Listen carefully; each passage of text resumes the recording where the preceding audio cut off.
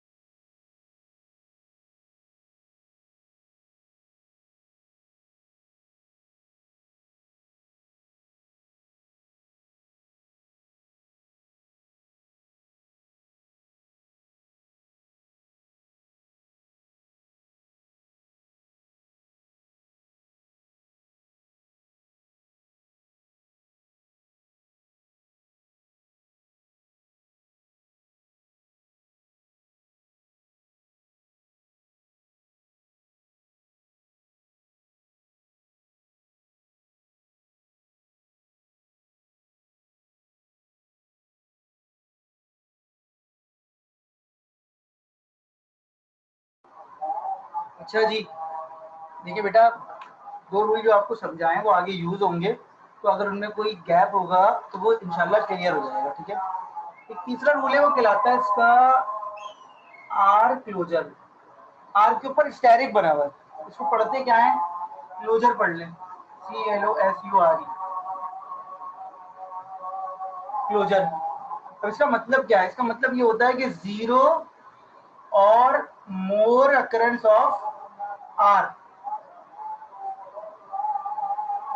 क्या मतलब है, फर्दर एक्सप्लेन करता हूँ कि किसी चीज के ऊपर अगर स्टार बना हुआ हो, क्लोजर बना हुआ हो, तो उसका मतलब ये हो जाता है कि वो चीज जीरो और मोर नंबर ऑफ टाइम आ सकती है। लाइक ए के ऊपर क्लोजर लिखा हुआ है, तो इसका मतलब ये है कि आप इस ए को चाहे तो zero number of time pick करें, चाहे तो 1 नंबर ऑफ टाइम पिक करें, 2 नंबर ऑफ टाइम पिक करें, 3 नंबर ऑफ टाइम पिक करें एंड सो ऑन। तो इसको मैं zero number of time pick करूंगा तो क्या आ जाएगा, एप्सिलॉन। और एक दफा पिक करूंगा तो क्या आ जाएगा, ए। दो दफा पिक करूंगा तो ये, and so on. Are you getting my point? अगर किसी चीज के ऊपर क्लोजर लगा हुआ हो तो उसका मतलब ये होता है कि वो चीज जीरो और मोर नंबर ऑफ टाइम आ सकती है। Are you getting my point? बेटा देखिए, ये रिप्रेजेंटेशन है, तो रिप्रेजेंटेशन का मतलब ये होता है हम कोई भी सिंबल यूज कर सकते हैं, तो ये स्टैंडर्ड है। अगर किसी चीज के ऊपर क्लोजर लगा हुआ हो तो व्हाट मीनिंग क्या होगी? मीनिंग ये होगी कि वो चीज जीरो और more number of time allow है। Are you getting me? फर्ज कर लीजिए इस चीज के ऊपर क्लोजर लगा हुआ है, और से देखिएगा, तो अब मुझे बताइए इससे जो पॉसिबल स्ट्रिंग बन सकते हैं वो कौन कौन से बन सकते हैं? शाबाश। इससे जो पॉसिबल स्ट्रिंग बन सकते हैं वो कौन कौन से बन सकते हैं? मुबशिर, आप इसी क्लास के स्टूडेंट हैं? 7952 मुबशिर, आप इसी क्लास के स्टूडेंट हैं बेटा? आपका नाम तो नहीं है अटेंडेंस शीट में? है मौजूद? नीचे होगा। आपका नाम तो लिस्ट में है ही नहीं। वाह भाई वाह, कितने अर्से बाद, 5th क्लास में। चलिए अटेंडेंस के टाइम पे बताइएगा।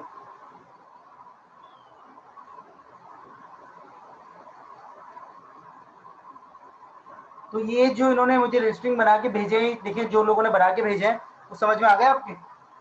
ए बी देखिए, नहीं ये वाला गलत है हुसैन, उसका आंसर देखो, शहरियार का, वलीद का आंसर देखो, उसामा का आंसर देखो, ठीक है।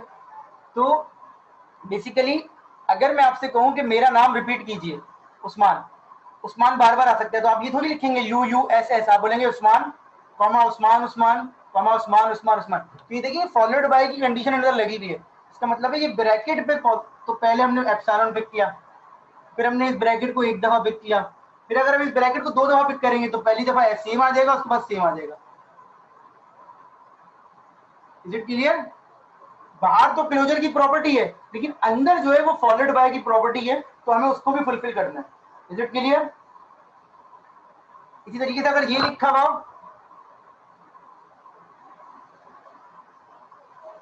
तो क्या बनेगा, इससे इससे क्या बनेगा, ए प्लस बी पे whole closure.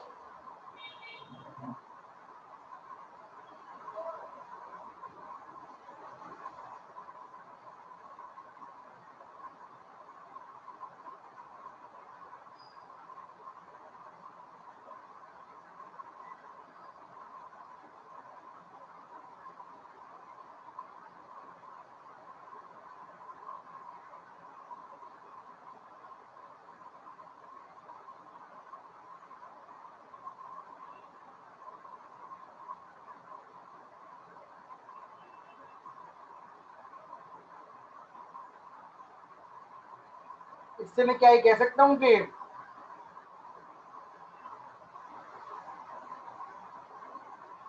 Any combination of ए और बी,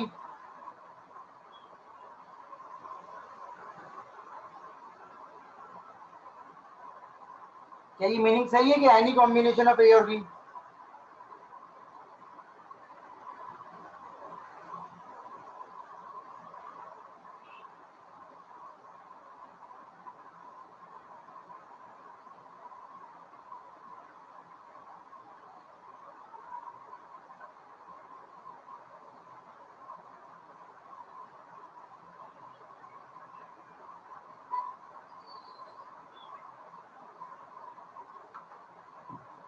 तो अगर देखें, मैं फर्क क्या समझाना चाह रहा हूं, इसमें और इसमें फर्क है। ये कह रहा है एनी कॉम्बिनेशन, आप फर्स्ट करें इस ब्रैकेट को मैं 10 दफा पिक कर रहा हूँ, फर्स्ट करें इस ब्रैकेट को एक दफा पिक कर रहा हूँ, एक दफा में मैंने पहले में ए ले लिया और दूसरे में बी ले लिया अलग अलग। अब अगर 2 दफा पिक कर रहा हूँ तो मेरे पास चॉइस है, या तो मैं ए ले लूँ या ए बी ले लूँ, पहले में ए दूसरे में बी, फिर बी फिर ए, या हो सकता है दोनों दफा इस ब्रैकेट को बी बी पिक कर लूँ, फिर 3 दफा। तो इससे कोई भी कॉम्बिनेशन बन सकता है ए और बी का। तो अगर मैं आपसे कहूँ कि ए प्लस बी पे होल क्लोजर लगा हुआ हो, तो क्या ये यूनिवर्सल लैंग्वेज होती है या नहीं होती?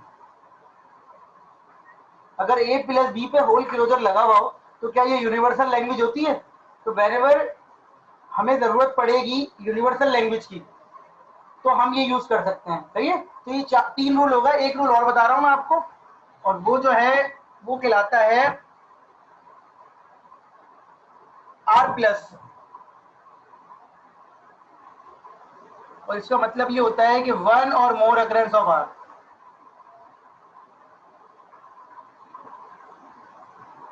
क्या मतलब है इसका, कि अगर किसी चीज पे प्लस लगा हुआ है, अगर किसी चीज पे प्लस लगा हुआ है बेटा, तो वो चीज कम से कम एक दफा जरूर आएगी, लाइक ये लिखा हुआ है, तो ये कम से कम एक दफा जरूर आएगा। अब इसके बाद एप्सिलॉन की चॉइस खत्म हो गई। समझ में आ गई ये बात, कि किसी चीज पे अगर प्लस लगा हुआ है तो वो चीज कम से कम एक दफा जरूर आएगी। बेटा ए प्लस बी पे होल क्लोजर समझ में नहीं आया, अभी बताता हूँ। पहले तो मुझे ये बताइए, ए प्लस तो कम से कम ये चीज एक दफा आएगी, कम से कम ये चीज एक दफा आएगी। तो अगर फर्ज करें किसी चीज पे प्लस लिखा हुआ है, तो अब एप्सिलॉन की चॉइस खत्म हो गई आपके पास। आप समझ रहे हैं क्लोजर और प्लस में फर्क क्या है? क्लोजर ये कहता है कि वो चीज 0 और मोर नंबर ऑफ टाइम आ सकती है, प्लस ये कहता है कि वो चीज कम से कम एक दफा आ सकती है, 1 और मोर अकरेंस ऑफ आर। ये समझ में आया?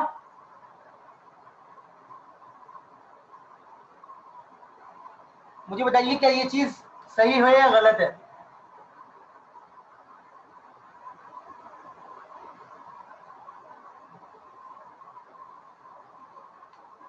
क्या ये चीज सही है या गलत है? एनी कॉम्बिनेशन थोड़ी होंगे, सिर्फ ए पे लिखा हुआ है, ए की अलग बात हो रही है। 2 मिनट दे दो यार जरा, मुझे बताइए ये चीज सही है या गलत है? जो मैंने आखिरी लाइन लिखी है, क्या ये वैलिड है या इसमें कोई मिस्टेक है? इसका मतलब क्या होता है? वन और मोर अकरेंस ऑफ आर। इसका मतलब क्या होता है? जीरो और मोर अकरेंस ऑफ आर। हमने एक वन फिक्स कर दिया कि भाई आर कम से कम यहाँ से एक दफा तो आ ही जाएगा, तो ये दोनों चीजें बराबर होती हैं। तो बहुत सारी जगहों पे लेक्चर्स में या क्लास में हम जब पढ़ रहे होते हैं तो अगर प्लस की जरूरत होती है तो हम उसको नहीं लिखते, हम ये लिख देते हैं।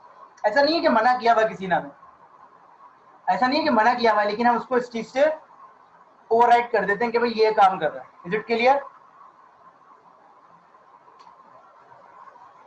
नहीं नहीं, अपने नहीं है, ऐसा ही है बहुत सारी जगहों पर। ये आप ही कह सकते हैं ऑब्सोलीट हो चुका है इसका यूज। आप कहीं पढ़ रहे होंगे तो बिल्कुल नहीं, एप्सिलॉन हटाने के लिए नहीं, नहीं ये मतलब नहीं है यार। ये चीज और ये चीज एक ही मीनिंग है, बस सिंपल है। ये जो काम कर रहा है वही ये काम कर रहा है। तो हम अपने आप को सिंपल रख रहे हैं, तीन रूल यूज करेंगे, एक यूनियन, एक कॉन्केटेनेशन और एक क्या यूज करेंगे? क्लोजर। तो हम प्लस को शामिल करके अपने आप को कंफ्यूज नहीं करना चाह रहे, इतनी सी बात। जहां पर भी प्लस की जरूरत होगी वहां पर भी हम कॉन्केटेनेशन और क्लोजर यूज करके उसका काम कर लेंगे। क्लियर होगी बात? अच्छा, एक स्टूडेंट ये कह रहे हैं कि उनको ये समझ में नहीं आया एक चीज ये वाली। देखिए बेटा, इसका मतलब ये होता है कि इस ब्रैकेट को आप जीरो और more number of time pick कर सकते हैं। तो अगर मैं इस ब्रैकेट को zero number of time pick करूं तो एप्सिलॉन आ गया। अब अगर इस ब्रैकेट को मैं एक दफा पिक करूं, एक दफा, तो या तो मैं इस ब्रैकेट को जब एक दफा पिक करूंगा तो अंदर क्या लिखा हुआ? ए प्लस बी। तो या तो मैं ए लूंगा या बी लूंगा, या तो मैं ए लूंगा या बी लूंगा। तो पॉसिबिलिटीज क्या है? ए या बी। अब अगर फर्स्ट करिए इस ब्रैकेट को मैं दो दफा पिक कर रहा हूँ, ये ब्रैकेट दो दफा जब आएगा तो अब मेरे पास क्या है कि मैं यहाँ से ए ले लूँ, यहाँ से ए ले लूँ, यहाँ से ए ले लूँ, यहाँ से बी ले लूँ, यहाँ से बी ले लूँ, यहाँ से ए ले लूँ, यहाँ से बी ले लूँ, यहाँ से बी ले लूँ। इसी तरीके से अगर इस ब्रैकेट को मैं तीन दफा पिक कर रहा हूँ तो फिर और कॉम्बिनेशन बनेंगे, चार ले रहा हूँ तो और कॉम्बिनेशन, तो इससे ए और बी के सारे कॉम्बिनेशन बन सकते हैं। ये बताना चाह रहा था मैं आपको। अब हम एग्जाम्पल कर रहे हैं ताकि हमारी प्रैक्टिस में थोड़ी बहुत चीजें और क्लियर हो जाए, जो अभी तक कंफ्यूजन हो रही है कुछ स्टूडेंट को वो भी क्लियर हो जाएगा। अगेन सवाल वैसे ही लेंगे, ये टॉपिक जो है न्यू है, लेकिन इसमें हम लैंग्वेजेस वही लेंगे जो हम पीछे पढ़ के आए, ताकि हमें लैंग्वेज को समझने में कोई प्रॉब्लम ना हो। तो हमें पता ही क्या लैंग्वेज है जो लिखी हुई है आपकी स्क्रीन पे।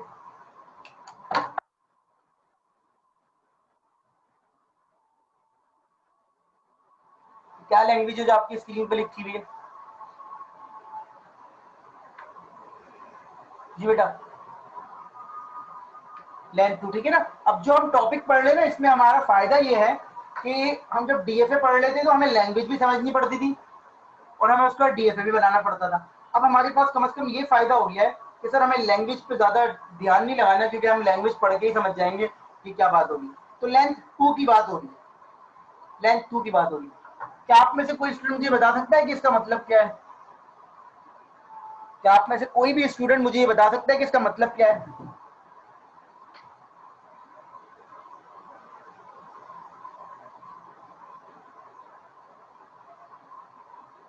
अगर सिर्फ ए प्लस बी लिखा हुआ तो इसका मतलब क्या है?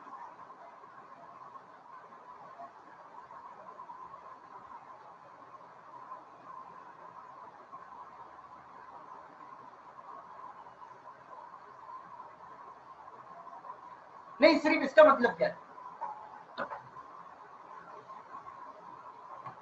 नहीं नहीं, मतलब रेगुलर एक्सप्रेशन में मतलब क्या? प्लस कर दो तो नहीं होगा ना। यूनियन, और कोई मीनिंग निकल सकती है इसकी? देखिए मैं आपसे इसलिए पूछ रहा हूँ कि आप लोग जब आंसर देंगे ना तो आपको समझ में आएगा प्रॉब्लम किस तरह से सॉल्व की जाती है। इसका डायरेक्ट आंसर लिख के समझाने में फायदा नहीं, तो कभी भी मैं ऐसा करता नहीं। तो आप मुझे बताइए कि इसका मतलब क्या है, और कोई मीनिंग निकल सकती है इस लाइन की? रेगुलर एक्सप्रेशन में ही रहते हुए, लैंग्वेज में रहते हुए, क्या इस लाइन की कोई मीनिंग निकल सकती है? और यूनियन तो है ये।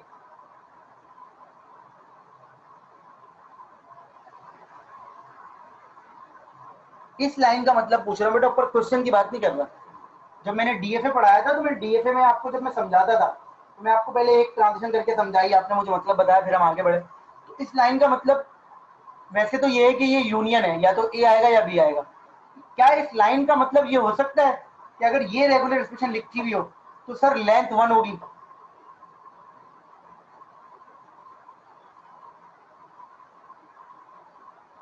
कि अगर ये रेगुलर एक्सप्रेशन लिखी हुई हो तो ये लेंथ 1 हो जाएगी, ऐसा ही है ना? या तो ए आएगा या बी आएगा, लेकिन कोई एक जरूर आएगा, ऐसा ही है ना? अब मेरी बात समझे दोबारा, अगर ये रेगुलर एक्सप्रेशन लिखी हुई हो तो क्या इसका मतलब ये नहीं हो सकता कि सर ए या बी तो आ रहा है लेकिन ये कंफर्म है कि कोई एक आएगा, तो कोई एक का मतलब है लेंथ 1 हो गई, ऐसा ही सब सब बताइए प्लीज, यही मतलब हुआ इसका कि कोई एक लेंथ आ जाएगी। तो मुझे बताएं 2 लेंथ के लिए क्या करना पड़ेगा? 2 लेंथ के लिए क्या करूं मैं? सर इसके आगे एक और ए प्लस बी लिख, और सर चूंकि चूंकि दोनों के बीच में डॉट लगा हुआ है मतलब कॉन्केट हुआ हुआ है, तो ये भी एक दफा आएगा, ये भी एक दफा आएगा। अब अगर ये दोनों एक एक दफा आ रहे हैं तो इसमें से कोई एक आ सकता है, इसमें से कोई एक आ सकता है, तो लेंथ क्या बन गई आपकी? लेंथ क्या बन गई आपकी? 2 बन गई। ठीक है, अब यहां से मैं ए ले सकता हूँ, यहां से भी ए ले सकता हूँ, यहां से ए ले सकता हूँ, यहां से बी, यहां से बी, यहां से ए, यहां से बी, यहां से b. Is it clear? Length 2 समझ में आया? तो थोड़ा मैं इसको ऊपर करके लिख दूं ताकि और जगह भी मेरे पास आ जाए।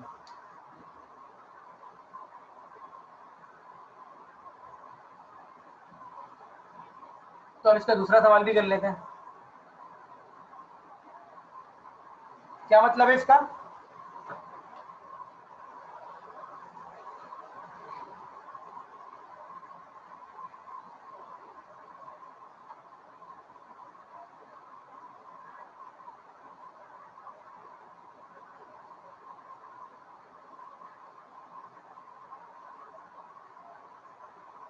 दो या दो से ज्यादा ना, ऐसे ही ना?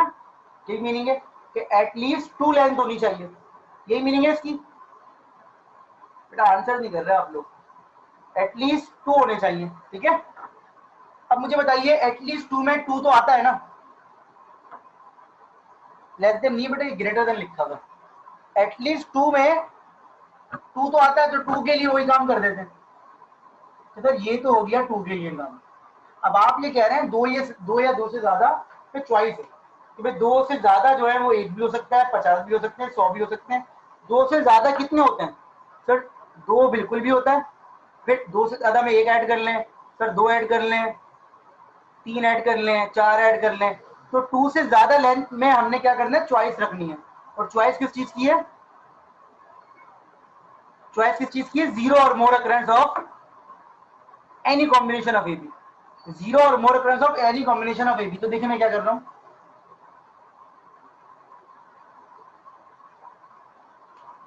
अब देखें इतना पार्ट क्या कह रहा है कि एग्जैक्टली 2 हो जाएंगे। इतना पार्ट क्या कह रहा है? एग्जैक्टली 2 हो जाएंगे। उससे आगे वाला पार्ट क्या कह रहा है? जीरो और more occurrence of my self. तो अगर मैं यहां से 2 पिक कर रहा हूं, मैं यहां से कुछ पिक ना करूं, कुछ भी पिक ना करूं, तो ये 2 हो जाएंगे। अगर मैं यहाँ से 1 पिक कर लूं 1 टाइम तो 3 हो जाएंगे, 2 टाइम तो 4, 3 टाइम तो 5 and so on. Is it clear to all of you?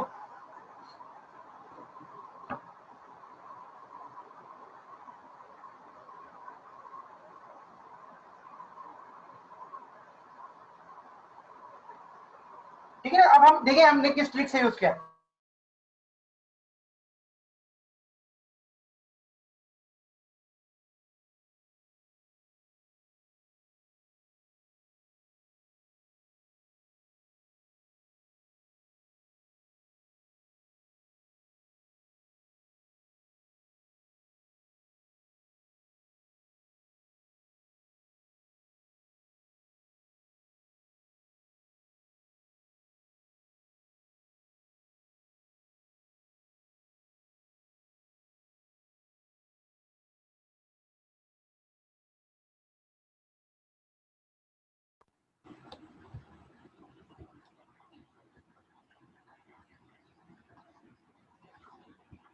Hello hello,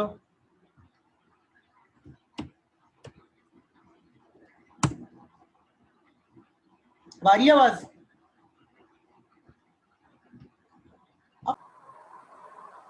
हाँ, ये मैंने लाइन जो लिखी थी ना, ये हैंग हो गया था उस वक्त, खुद ही नेट का इशू नहीं था, ये जूम का अपना इशू था। उस पर लिखा हुआ आ गया था मैसेज, पता नहीं क्या हुआ था। खैर, तो ये जो लाइन है, देखें ये कह रहा है 1 और ये कह रहा है कम से कम 1 है।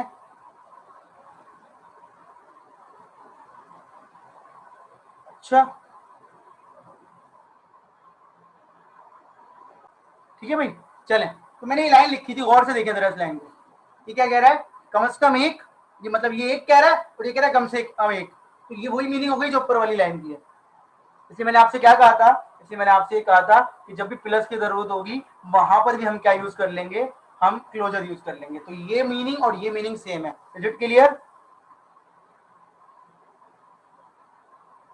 Is it clear? कोई सवाल है यहां तक? एक और सवाल है इसी डोमेन का, वो देख लेते हैं। आपको पता है कि आपने इससे पहले इस तरह के सवाल जो किए हैं उसमें एक और सवाल होता है लेस देन इक्वल टू 2 का, कि एटमोस्ट 2। तो व्हाट आई वांट कि भाई आपने दो सवाल जो किए हैं इनकी लॉजिक को यूज करते हुए अगर आप कोशिश करेंगे कि सर हम एक क्वेश्चन कर सकते हैं तो शायद थोड़ा हो जाए समझ में। ही देखें, मैं इसकी बात कर रहा हूँ, दो सवाल आपने किए ना, अब आप ये देखें जरा, इसकी मीनिंग क्या है, length of string should be less than equal to 2, मतलब एट मोस्ट 2 लेंथ होनी चाहिए। तो आपके पास 1 मिनट है, आप कोशिश करेंगे, क्या आप इसकी रेगुलर एक्सप्रेशन लिख सकते हैं? बिल्कुल कोशिश कीजिए कि आप इसकी रेगुलर एक्सप्रेशन लिख सकते हैं। बस कोशिश करते हुए एक चीज दिमाग में याद रखिए कि बेटा जब भी आप किसी चीज को काउंट कर रहे होते हैं तो काउंटिंग करते हुए जिस रेंज तक काउंट कर रहे होते हैं वहां तक क्लोजर नहीं आ सकता। आप जब किसी चीज को काउंट कर रहे होते हैं तो जिस रेंज तक आप काउंट कर रहे होते हैं वहां तक क्लोजर नहीं आ सकता। Are you getting my point? कि जिस चीज को आप काउंट कर रहे हैं, जिस चीज को आप काउंट कर रहे हैं उसको काउंट करते हुए जहां तक आपको एज इट इज काउंट करना है उस पर क्लोजर नहीं आ सकता। अब आप इसकी रेगुलर एक्सप्रेशन लिखने की कोशिश कीजिए।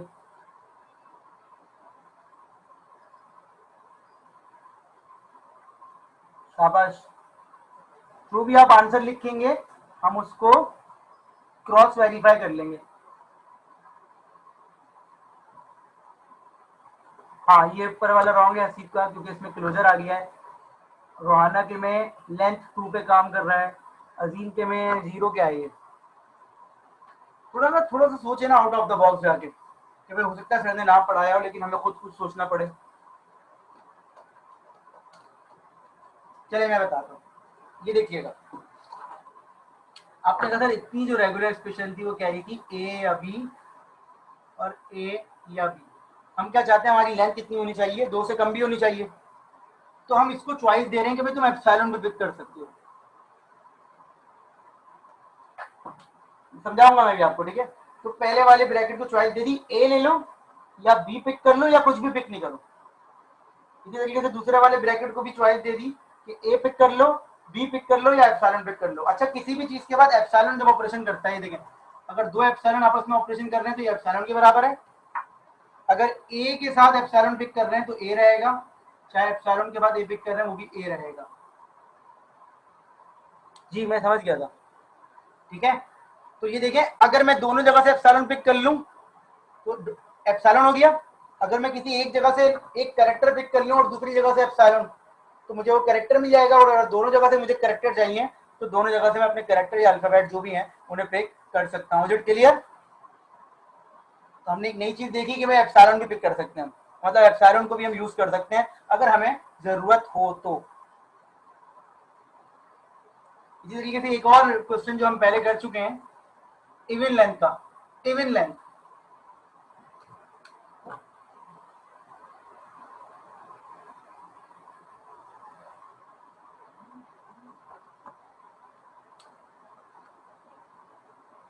इवन लेंथ, मुझे बताइए इवन लेंथ का मतलब क्या होता है? इवन लेंथ का मतलब होता है सर कि जो आपके स्ट्रिंग है वो मल्टीपल ऑफ 2 है, सही है। अब आपको पता है, देखिए एक साइकिल एक नेचर है। अब आप 1000 तफतफुली लिखेंगे, आपको पता है कोई ना कोई लॉजिक यूज होगी। किसी भी चीज को रिपीट करने के लिए क्या यूज होता है, रेगुलर एक्सप्रेशन में किसी भी चीज को रिपीट करने के लिए क्या यूज होता है?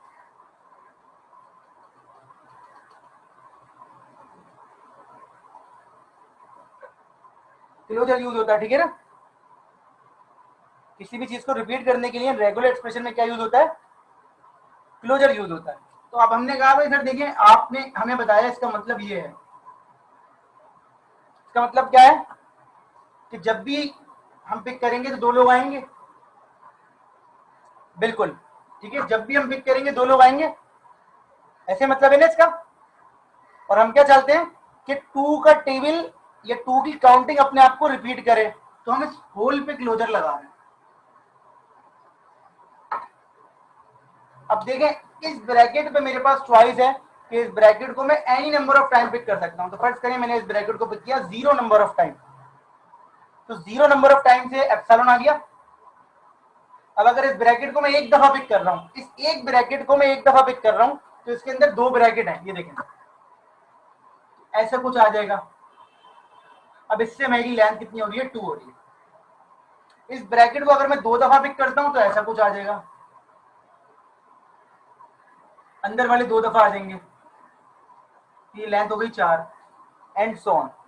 तो अगेन अगर इसको एक दफा पिक कर रहे हैं तो 1 मल्टीप्लाई बाय 2, दो दफा पिक कर रहे हैं 2 मल्टीप्लाई बाय 2, तीन दफा पिक कर रहे हैं 3 मल्टीप्लाई बाय 2।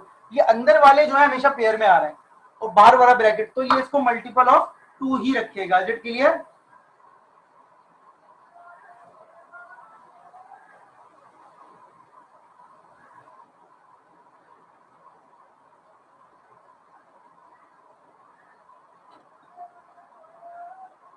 रिपीट बेटा वहां देख लेना, लाइव टेलीकास्ट हो रहा है, जब रिपीट टेलीकास्ट होगा वहां देख लेना, ठीक है। अभी मैं ऑड लेंथ करवा रहा हूँ तो वहां आ जाएगा, ठीक है। अब मुझे बताइए कि ऑड लेंथ जो है, ऑड लेंथ वो क्या होती है?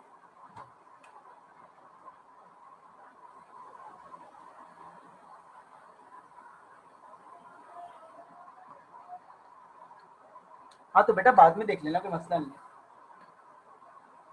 ऑड लेंथ कह रहा हूँ बेटा, हर दफा नहीं चलेगा इसका ना इस तरह से। ऑड लेंथ क्या होती है? ऑड लेंथ, ऑड लेंथ क्या होती है?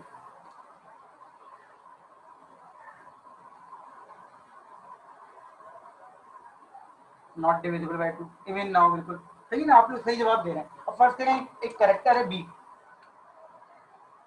वो 7 है और ए जो है वो 9 है। तो अगर मैं बोलूं ए को आप बी की फॉर्म में लिखें तो आप बोलेंगे सर b+2, ऐसे ही लिखेंगे ना, ऐसे ही ना। अगर ए की ओरिजिनल वैल्यू 9 है तो आप लिखेंगे सर ए जो है वो b+2, ऐसे ही है। इसी तरीके से मैं चाह रहा हूँ कि ऑड को बताएं इवन की नाम, इवन की फॉर्म में ऑड बताएं इवन को यूज करके। ऑड क्या होता है, इवन को यूज करके बताएं, बस सिंपल, इवन +1, ठीक है ना। ऑड क्या होता है, इवन में 1 ऐड कर दें, ऐसे ही है। ऑड क्या होता है, इवन में 1 ऐड कर दें। ऑड क्या होता है सर, इवन में 1 ऐड कर दें, तो इवन में 1 ऐड कर देते हैं। ये देखें हमने लिखा इवन, हमें बताइए कौन है, ये इवन है। आपने कहा सर 1 ऐड कर दें, हमने अलग से बाहर 1 लिख दिया। अब वो इवन बनाता रहेगा और इवन में हमेशा 1 ऐड होता रहेगा, तो वो क्या बनता रहेगा, ऑड बनता रहेगा। Is it clear? जी बेटा ऐसा ही है, समझ में आ रही है बात। तो क्वेश्चन ना हमारे, हमें पढ़ते हुए ये भी याद होना चाहिए कि क्वेश्चन आपस में कनेक्टेड है। ऐसा नहीं है कि एक क्वेश्चन ईस्ट से आ रहा है तो दूसरा वेस्ट से आ रहा है, तो चौथा नॉर्थ से आ रहा है तो तीसरा साउथ से आ रहा है, ये आपस में कनेक्टेड है। तो पिछले क्वेश्चन की लॉजिक भी आप अपने दिमाग में रखा करें कि सर पिछले क्वेश्चन में कुछ ना कुछ हिंट होगा। जब एक नई तरह के क्वेश्चन आते हैं ना तो फिर मैं आपको वैसे बता देता हूँ, तो ये इवन है तो फिर ऑड भी वैसे ही होगा। एक और ले लेते हैं क्वेश्चन,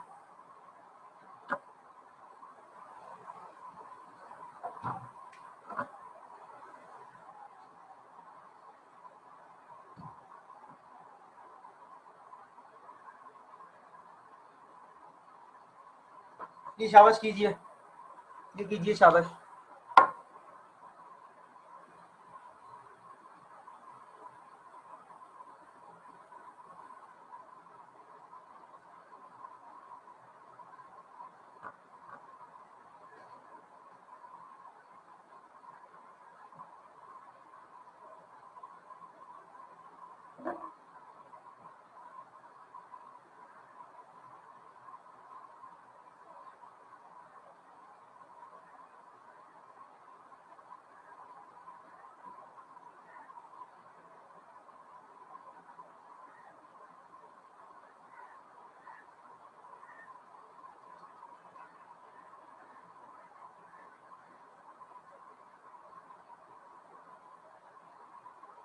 ठीक है भाई, ये जो आंसर आया है बिल्कुल सही है। आपको पता है कि आपको 3 का मल्टीपल रिपीट करना है। किसका मल्टीपल रिपीट करना है? 3 का मल्टीपल रिपीट करना है। तो ये देखिए,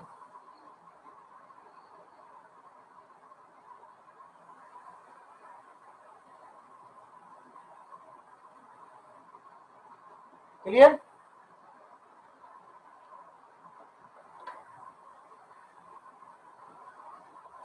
इस तरीके से आप मल्टीपल ऑफ 3 के स्ट्रिंग बना सकते हैं।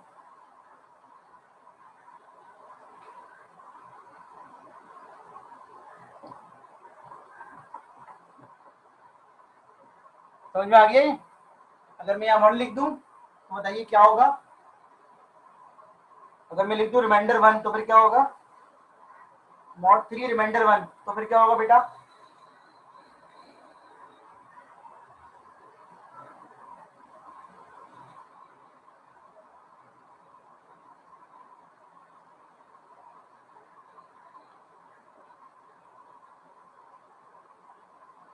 क्लोजर के अंदर आएगा बाहर आएगा?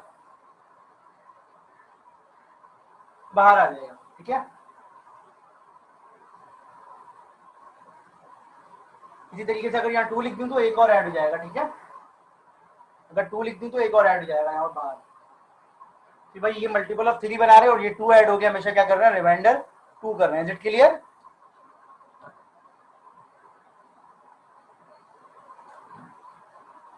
अच्छा जी,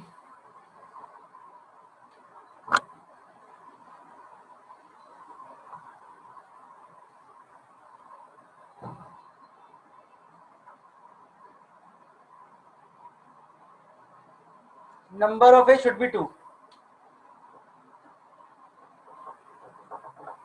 number of A should be 2।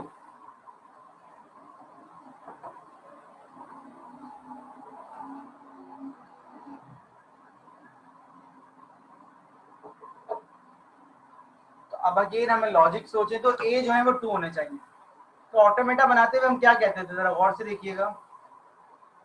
हम कहते थे सर देखें हमारे बी काम का नहीं है, जहां ए आएगा हम अपनी पोजीशन चेंज करेंगे, यही कहते थे ना। हमारे काम का बी नहीं है, जहां पर ए आएगा हम अपनी पोजीशन चेंज करेंगे।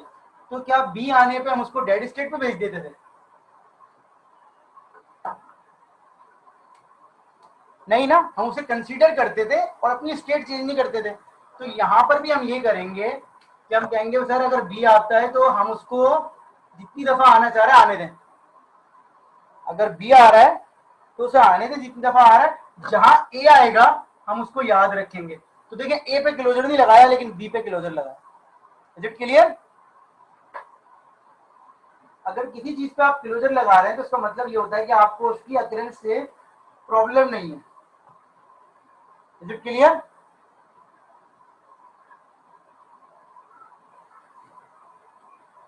अभी खत्म नहीं हुआ बेटा, खत्म नहीं हुआ। फिर अगर सर फिर भी आता है तो हम अपनी पोजीशन चेंज नहीं करते और उसे कंसीडर करके इग्नोर करते रहते हैं। ये मतलब ये होता है कंसीडर करके इग्नोर कर रहे हैं। इग्नोर करने का मतलब यहाँ पर मैं ये लेता हूँ कि मैं अपनी पोजीशन चेंज नहीं कर रहा, कंसीडर कर रहा हूँ लेकिन इग्नोर कर रहा हूँ। अगर कंसीडर नहीं कर रहा होता तो डेड स्टेट पे चले जाता। तो इसका मतलब है दोबारा से हमारे पास क्या आ सकता है? बी आ सकता है। ऐसे ही है। फिर सर अगर ए आता है तो मैं अपनी पोजीशन चेंज करता हूँ और फाइनल स्टेट पे चले जाता हूँ। तो इसका मतलब फिर ए आ सकता है।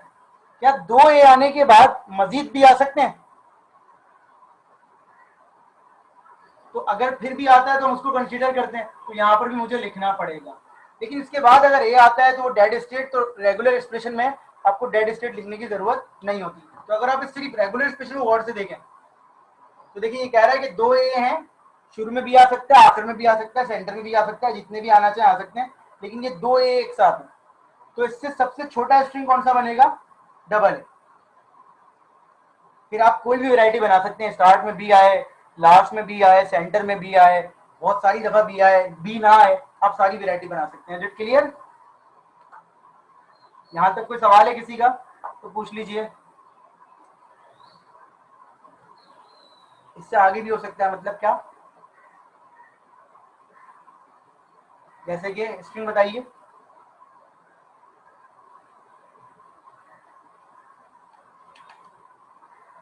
ठीक है, रेगुलर एक्सप्रेशन समझते हुए वही बेसिक रूल अप्लाई करें कि अगर आपको कोई चीज समझ में नहीं आ रही तो आप ये करें कि कोई ऐसा स्ट्रिंग बना लें जो इससे ना बन सकता हो।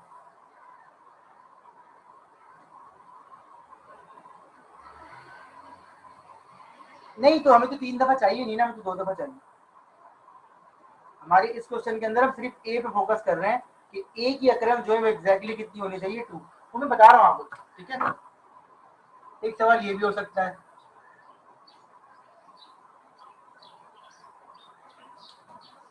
अब इस क्वेश्चन में वही वाली बात है कि सर देखें, सर इतना क्वेश्चन ये कह रहा है कि 2 ए हो गए।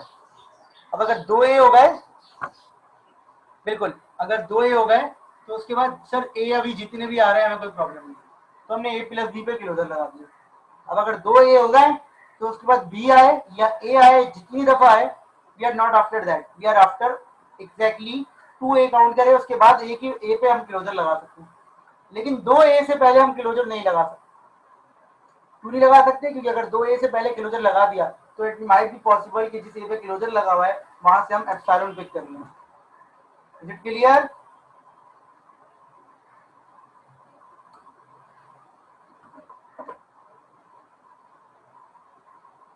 नहीं, अगर हम ऐसे लिखेंगे तो बेटा आप ये कह रहे हैं कि शुरू में ए आ सकता है सिर्फ। अजीम, आपकी रेगुलर एक्सप्रेशन में फिर मीनिंग ये हो गई कि शुरू में ए आ सकता है, हालांकि शुरू में बी भी आ सकता है। ऐसा है?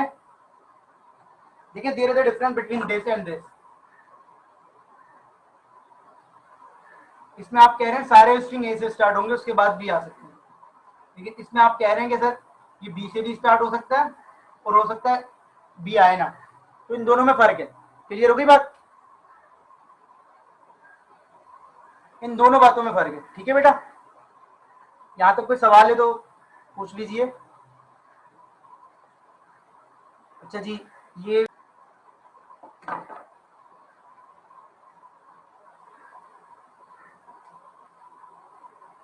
काम करो,